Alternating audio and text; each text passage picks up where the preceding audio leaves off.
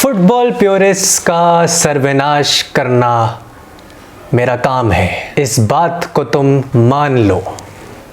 मैं हराम बॉल खेल के ट्रॉफीज जीतता हूँ और प्योरिस्ट्स का बलात्कार करता हूँ। मेरा नाम है होजे मोरिनियो। दोस्तों, मेहरबानों, कदरदानों, क्या हाल है?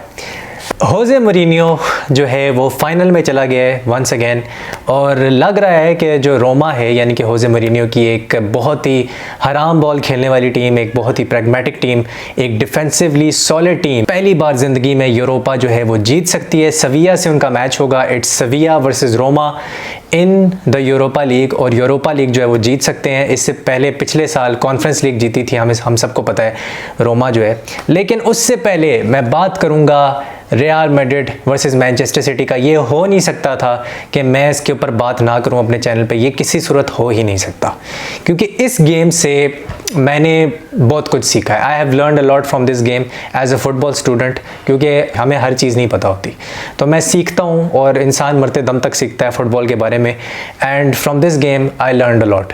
आज कुछ टेक्टिकल बैटल भी डिस्कस करेंगे, लेकिन मैं उससे पहले ये बताना चाहता हूँ कि 192 टचेस थे मैनचेस्टर सिटी के पहले 15 मिनट में, जो फाइनल थर्ड है उसके अंदर 192 टचेस, जबकि रियल मैड्रिड के पहले 15 मिनट में 10 टचेस थे, only 10, which shows clear domination of Manchester city. Total तरीके से तबाह और बर्बाद कर दिया। कैसे किया? अब थोड़ा सा टेक्टिकल उस पर जाते हैं कि किया कैसे, समझते हैं, थोड़ा सा सीखने की कोशिश करते हैं कि कैसे हुआ। तो बात इतनी सी है कि जो सेंटर बैक्स थे ख़ास तौर पे मैनचेस्टर सिटी के, वो एज विंगर्स खेल रहे थे, वो वाइड खेल रहे थे। अकांजी वाइड खेल रहा था, मैं पोजिशनल प्ले की बात कर रहा हूँ, and John stones was going wide. और कभी कभी ऐसे होता था कि जॉन स्टोन्स जो था वो अंदर आके हाफ स्पेस में मंडराना शुरू होता था और बॉक्स के अंदर घुसता था, रन्स बना के लिंक अप प्ले करके बॉक्स में घुसता था सीधा जाके, जैसे कि बेंजेमा और हेडर मारना चाह रहा हो। बेंजेमा बना हुआ था वो लिटरली, और बेंजेमा ने he did not show up versus Manchester city. जो दोनों लेग्स हैं उसमें बेंजेमा कहाँ था मुझे नहीं पता। इवन जो चेल्सी वाली गेम थी, आप सेकंड लेग उठा के देख लो, उसमें भी आई डोंट नो कि कहाँ था बेंजेमा। उस वक्त तो मैड्रिड जीत रही थी तो कोई कुछ बोल नहीं रहा था, लेकिन Benzema was nowhere in these 3 games. ये रियल मैड्रिड मुझसे इस पे डिसएग्री नहीं कर सकते, दे नो दिस देमसेल्व्स। अब क्या प्रॉब्लम हुई, रियल मैड्रिड के साथ क्या इशू हुआ? यस, नो डाउट, क्रूज को गलत टाइम पे हटा दिया गया। मॉड्रिच को, चलो मॉड्रिच तो अच्छा खेल भी नहीं रहा था और वो बिल्कुल न्यूट्रलाइज हो गया था इस गेम में। उसको बिल्कुल पेप ने मैन मार कर दिया था, और इन्होंने कोशिश भी की कि उसको क्या कहते हैं, बॉक्स मिडफील्ड में जब वो खेलता है हाफ स्पेस के अंदर, तो उससे निकाल के उसको थोड़ा सा फॉल्स नाइन भी खिलाने की कोशिश करें, या शैडो स्ट्राइकर के तौर पे बेंजेमा के पीछे खिलाने की कोशिश करें, क्योंकि बेंजेमा बहुत ज़्यादा पीछे ड्रॉप कर रहा था। तो वो प्रॉब्लम बहुत ज़्यादा इनको आ रही थी, इसलिए उन्होंने मॉड्रिच को करना पड़ा। आई अंडरस्टैंड दैट, लेकिन आपको बेंजेमा को भी हटाना चाहिए था। बेंजेमा को हटा के आपके पास बेंच पे ऑप्शंस थे, आप ले आते किसी को। चुआमेनी लेके आए, एसेंसियो लेके आए, सबायोस लेके आए, वो मुझे they did not works. Asensio mostly works, लेकिन इस मैच में बिल्कुल भी काम नहीं किया। तो मैं वही बात कर रहा था कि आपके जो राइट सेंटर बैक है, आप बैक 3 खिला रहे हो, लेफ्ट सेंटर बैक है स्प्रेड वाइड हो रहा है, ठीक है। पीछे रूबेन डियाज था, और रूबेन डियाज के सामने जो 2 बॉक्स के पिवट्स थे जो अक्सर हमें नज़र आते थे कि रॉड्री है, वो डीएम है, वो भी आगे निकल रहा था, वो भी आगे जा रहा था, क्योंकि बॉल पोजेशन 90% 80% बॉल पोजेशन इन्होंने अपने पास रखी हुई थी, ख़ास तौर पे जो फर्स्ट हाफ था उसके अंदर। सो वो बहुत ज़्यादा एक प्रॉब्लमेटिक सिचुएशन हो रही थी। John stones was everywhere, he was in the double pivot, he was in the half spaces, he was linking up, going wide. 3 positions में जॉन स्टोन्स खेला है इस मैच के अंदर, half space, right half space, right wing, और जो double pivot Rodri के साथ। हाफ स्पेस में हम देख रहे थे कि जो तबाही मचाई है ना, टोटल तबाही हाफ स्पेस में मचाई है मैनचेस्टर सिटी ने टोटली, क्योंकि we all know Gundogan and Bernardo Silva, मतलब मौत का नाच नचाया है इन्होंने, ना सिर्फ रियल मैड्रिड को बल्कि ख़ास तौर पे बर्नार्डो और कामाविंगा की वो जो बैटल थी उसमें कामाविंगा totally failed for the first time. मुझे कामाविंगा बेबस नज़र आ रहा था, वो एक ऐसा बदन नज़र आ रहा था जिसके अंदर कोई रूह नहीं है, वो ऐसा नज़र आ रहा था। और very poor pressing from Real Madrid. मैं तुम्हें एक तस्वीर अभी दिखाऊंगा, ये किस किस्म की प्रेसिंग है, ये क्या है, मुझे ये समझ नहीं आ रही। ये क्या मामे के वलीमे में तुम लोग आए हो? कि तुम लोग आगे प्रेस नहीं कर रहे मैनचेस्टर सिटी के एक प्लेयर को तुम प्रेस नहीं कर रहे। You did not do this in the whole season apart from, आप कह सकते हो रायो वैलेकानो वाली गेम में they were exposed like this, कोई इंटेंसिटी नहीं थी। जिरोना वाली गेम में कोई इंटेंसिटी नहीं थी, 4-1 या 4-2 वो मैच हारे थे। No intensity at all from Real Madrid. लेकिन why did you do this versus Manchester City at the Etihad? Why there was no intensity? मुझे इस सवाल का जवाब चाहिए। हाफ स्पेसेस में इतने इजीली घुस रहे हैं। अब रियल मैड्रिड क्या करती है? रियल मैड्रिड मोस्टली जोन्स में प्रेसिंग करती है। ये अभी से नहीं हो रहा है, ये पिछले 4-5 साल से हो रहा है कि एंचेलोटी जब से एंचेलोटी आया तब से जोन्स में ये लोग प्रेसिंग करते हैं। और अगर राइट फ्लैंक है तो वहाँ पे 3 बंदे जो हैं वो 2 बंदों के ऊपर चढ़े होंगे या 1 बंदे के ऊपर चढ़े होंगे, लेकिन उसमें वो उसके खिलाफ, उस टीम के खिलाफ, उस ऑपोजिशन के खिलाफ काम करती है जो कि टेक्निकली गिफ्टेड ना हो, जिसको बॉल पास रखने में प्रॉब्लम होती हो, बॉल पासर्स उनके पास अच्छे ना हो, प्रेस रेजिस्टेंट प्लेयर्स ना हो। सिटी का तो एक एक प्लेयर प्रेस रेजिस्टेंट है। आप ये कह ही नहीं सकते कि वहाँ पर कोई बॉल प्लेइंग प्लेयर नहीं है जो टेक्निकली गिफ्टेड ना हो बॉल के साथ। आप अगर उनको प्रेस करोगे वो आराम से या तो बैक पास करके निकल जाएंगे या फिर आपको ड्रिबल करके निकल जाएंगे। They have no problem at all. और यही हो रहा था, फ्लैंक्स पे बैक पास होता था, फिर हॉरिजॉन्टल एक पास आता था हाफ स्पेस के अंदर, और वहाँ से हाफ स्पेस में फिर तबाही मचती थी।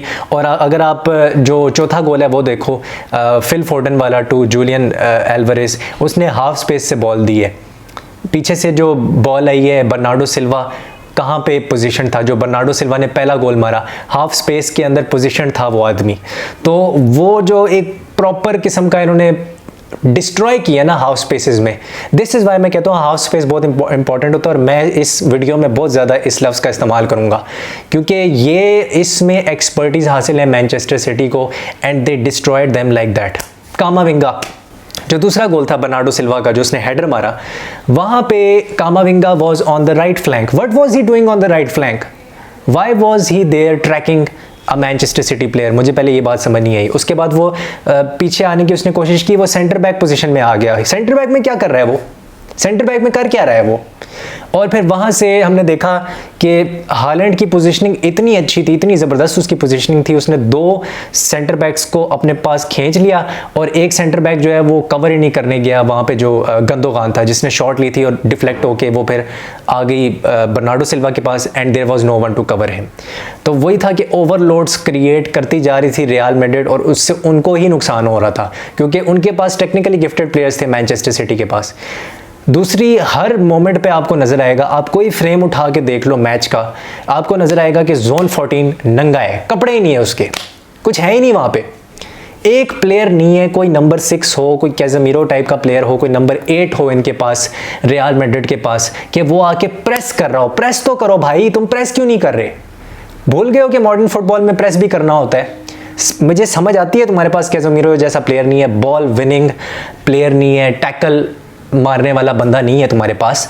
इसका ये मतलब तो नहीं है कि तुम्हारा कोई प्लेयर जो है वो आके प्रेस ही नहीं करेगा, पीछे आके बैक डाउन करते जा रहे हैं, बैक ट्रैक करते जा रहे हैं, पीछे हटते जा रहे हैं, जैसे पता नहीं भीगी बिल्ली उतरी हुई है, रियल मैड्रिड नहीं उतरी हुई एतिहाद के अंदर। इनकी बेइज्जती करने का इस वक्त इसीलिए दिल कर रहा है क्योंकि they have given a chance to Manchester City that they are going to win the treble and they are the culprits right now. They were the only hope of the world के humanity को बचाया जाता, इंसानियत को बचाया जाता, लेकिन नहीं बचा सके ये। तो अफसोस की बात है, बहुत ज़्यादा मैं फ्रस्ट्रेटेड हूँ। I did not want Manchester City to win this game, I am not even a Madrid fan, and अजीब प्रेसिंग थी भाई। मुझे बिल्कुल समझ नहीं आई कि इनका क्या गेम प्लान क्या था। और रियल मैड्रिड का पूरा सीज़न यही मसला रहा है कि इनके रोल्स नंबर 6 के और नंबर 8 के डिफाइन ही नहीं है कि नंबर 6 कौन है और नंबर 8 कौन है, और उसी ने इनको ले डूबा है इस मैच के अंदर, उसी चीज़ ने। एक पॉइंट मैं ज़रूर रेस करूँगा कि जब आप सिंगल पिवट के साथ खेलते हो, जो कि सिटी नहीं खेलती, they play with a double pivot, तो डबल पिवट में ये होता है कि फॉर एग्जाम्पल आपका राइट विंगर है, तो राइट विंगर अगर फंसता है 1-on-1 सिचुएशन में, जैसे बर्नार्डो सिल्वा अगर कभी कभी फंसता था, वैसे तो नहीं फंस रहा था कामाविंगा के अगेंस्ट, तो वो वापस आराम से पास दे देता था क्योंकि डिस्टेंस कम होता था जॉन स्टोन्स और उसके बीच में बर्नार्डो सिल्वा के। अगर ये सिंगल पिवट होता तो बार बार उसको इस तरफ जाना पड़ता और यहाँ पे जो दूसरी वाली स्पेस है वो खाली हो जाती, उसको थोड़ा सा इधर खिसकना पड़ता, तो वो जो दूसरी स्पेस है वो खाली हो जाती, उसको कौन एक्सप्लॉइट करती? ऑब्वियसली रियल मैड्रिड जो है वो एक्सप्लॉइट करती अगर सिंगल पिवट के साथ खेलते ही क्या कहते हैं मैनचेस्टर सिटी। लेकिन डबल पिवट के साथ खेलने का क्या फ़ायदा है कि आपका एक बैलेंस रहता है, आप अपने विंगर्स को बॉल प्रोवाइड करने में ईजी होता है आपको। आपका जब एक बॉक्स मिडफील्ड बनता है तो मिडफील्ड जो है वो नंबर 8 बन जाते हैं, इंटीरियर आते हैं, इंटीरियर आके क्या होता है बॉक्स मिडफील्ड बनती है, जो कि आजकल फैशन में और ट्रेंडिंग है और बहुत इफेक्टिव है। और क्रोएशियन फुटबॉल को इस वक्त इस बॉक्स मिडफील्ड ने और ज़्यादा इवॉल्व कर दिया है। तो ये जो था ना, ये एक पूरा प्लान बना के आया हुआ था, उसने सोचा हुआ था कि मैंने अगर कुछ करना है तो मैंने अपनी मेन स्ट्रेंथ को, पेप ने सोचा हुआ था उसको यूज़ करना, और वो क्या थी? वो था हाफ स्पेसेस को एक्सप्लॉइट करना। Holland was into the game, obviously he was, लेकिन उसके और केविन डी ब्रुयन के बीच में उतनी केमिस्ट्री आज के मैच में नहीं थी। कभी हालैंड जल्दी रन निकाल देता था, कभी डी ब्रुयन का पास लेट हो जाता था, कभी ये होता था कि वो सेकंड बॉल नहीं जीत रहे या कुछ ऐसा इशू हो जाता था। लेकिन फर्स्ट हाफ में city were very very effective in winning the second balls. जब भी गोल किक आती थी, गोल किक जब कहीं से आती थी तो बहुत ज़्यादा इफेक्टिवनेस होती थी। मैं जानता हूँ कामाविंगा ने पूरा सीजन बहुत अच्छा खेला लेफ्ट बैक पोजीशन में, लेकिन आपको एक proper out and out left back चाहिए। आप ये नहीं कर सकते कि उसको as a pseudo full back जो है आप खिलाते रहो और उसको डबल पिवट में भी यूज़ करते रहो। उसका जो सिस्टम है वो उस तरह का नहीं है कि वो मैनचेस्टर सिटी की तरह हो जहाँ पे जॉन स्टोन्स जो है वो फ्लरिश कर रहा है, उसको वो हेल्प मिल रही है। ये सिस्टम मैनचेस्टर सिटी वाला सिस्टम नहीं है रियल मैड्रिड का कि हर बार ये वर्क करेगा कामाविंगा के लिए। तो I think they do need a left back और उसके लिए साइन करने जाना चाहिए इनको। अब मैं आता हूँ होजे मरीनियो पे। Congratulations to Manchester City. Let's come to Jose Mourinho. And Jose Mourinho भाई 3-5-2 लोंडा खिलाता है, बिलोटी और एब्राहम को एज ए स्ट्राइकर खिलाता है। Ibanez, what a performance from him. Ibanez, Cristante, ये दो प्लेयर्स बहुत ज़बरदस्त खेले। मैंचीनी जो उनका तीसरा सेंटर बैक है बहुत अच्छे खेले हैं, और पेलेग्रिनी भी मुझे बड़ा पसंद है। इवन दो ये गेम उसकी थोड़ी सी क्वाइट गई बट 0-0 था। और मज़े की बात ये थी कि रोमा का एक शॉर्ट ऑन टारगेट था सेकंड लेग में। पहला जो लेग था वो रोमा जीती थी 1-0 और इस लेग में एक शॉर्ट ऑन टारगेट था, जबकि Xabi Alonso I feel sorry for him 0.03 XG था होजे मरीनियो की रोमा का। 155 पासेस हैं उनके और उनके 500 पासेस से ज़्यादा थे बायर लेवरकूजन के जो ज़ाबी अलोंसो की जो टीम है, बायर लेवरकूजन के 500 से ज़्यादा पासेस थे। एंड आई थिंक उनका जो XG था वो कोई 1.9 या 1.6 इस तरह वो जा रहा था। They were dominating the second leg but they could not score. क्या रीज़न था? सामने थी रोमा, होजे मरीनियो की रोमा, जो कि भड़वागिरी करने में माहिर हैं, डिफेंडिंग के मास्टर क्लास वो बन चुके हैं इस मोमेंट एंड टाइम पे। और उनका गोलकीपर कौन है रोमा का? रूई पैट्रिसियो, जो कि वुल्फ से गया था। This is a kind of football जो कि होजे मरीनियो जिसके लिए माना जाता है, जाना चाहता है हराम बॉल के लिए। He is the inventor of हराम ball, he is the man who symbolises भड़वागिरी, और वो कर रहा है। तो वो इसका हमेशा से ही काम है anti football, antithesis football खेलना। He is not a purist, he was never a purist. और Xabi Alonso looks like a purist क्योंकि वो मार्सेलो बिएल्सास के अंडर काफ़ी एक साल वो रहा है।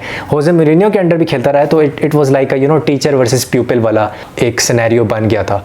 But congratulations to Roma and Jose Mourinho. Anti football खेली है, लेकिन दूसरी साइड पे मेंडली बार और उसकी सविया, क्या कमबैक है यार। एक टाइम पे ऐसा लग रहा था कि ये लोग रेलीगेशन फाइट कर रहे हैं, 16-17 पोजीशन पे थे, और फिर Mendilibar I think he came into the season as the manager of सेविया।